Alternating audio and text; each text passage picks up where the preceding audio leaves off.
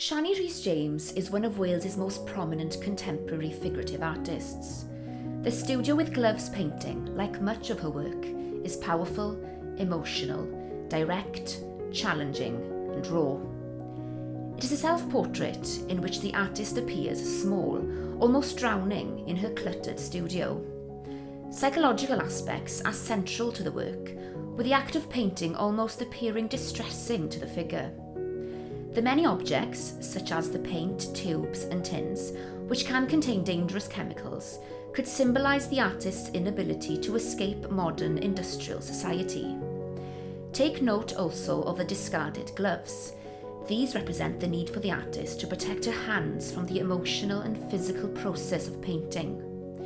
Even so, there is an element of mystery to Shani Rhys James's works, which gives you the freedom to interpret them as you wish.